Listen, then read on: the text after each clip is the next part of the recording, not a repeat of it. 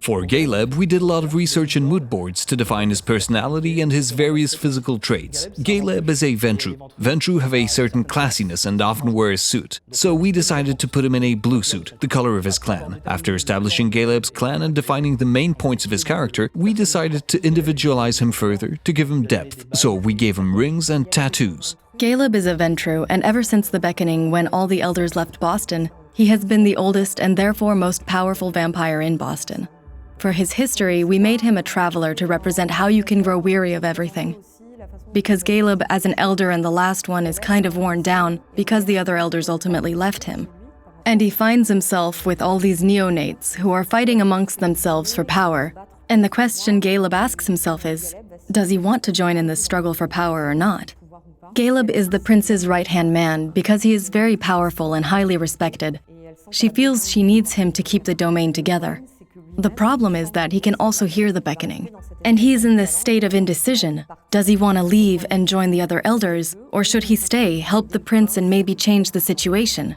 Galeb is the most powerful and oldest of the vampires still in Boston. We reflect this in-game by giving him an extra discipline. So the other characters have 3 disciplines while Galeb has 4. This extra ability is consistent with the kind of vampires we encounter in literature. They are strong creatures, so Galeb is stronger. He has stronger physical and mental resistance. He can withstand many attacks, whether they are mental attacks from other vampires or physical attacks in missions when things can turn out badly. Therefore, Galeb is usually sent out on key Camarilla missions that can be quite delicate where more interactions with mortals is needed because he's more used to that. And of course, he is trusted to intervene when there is a problem, so he is fairly free to make his own decisions because of his rather special status within the Camarilla.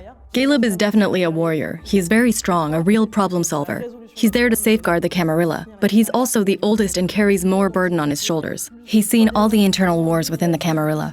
He's seen princes come and go. So he also carries this weight around, this disillusionment of what exactly is the benefit of this Camarilla society? Is this the end of the Camarilla? Is this the end for me? Galeb has class, a presence. He's very tough, very cold, but he's an old vampire. He has experienced many things, and this is what I like about him. He's a very powerful character, introverted, and harbors a lot of pent-up anger. But for how long?